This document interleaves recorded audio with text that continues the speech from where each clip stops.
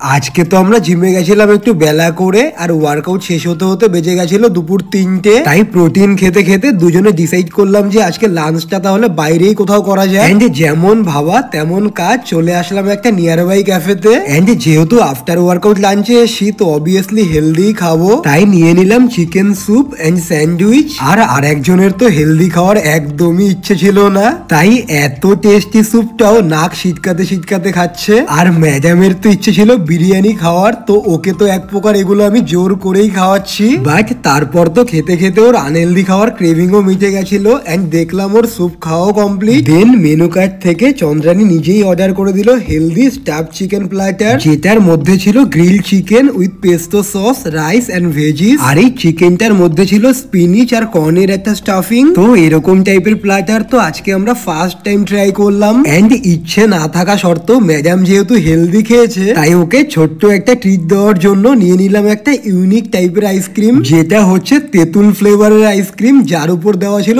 ভর্তি করে লঙ্কার গুঁড়ো। আর এটা পেয়ে তো ম্যাডাম ভীষণ খুশি। এন্ড এটা খেতে তো ছিল পুরো আসল তেঁতুলের মতোই।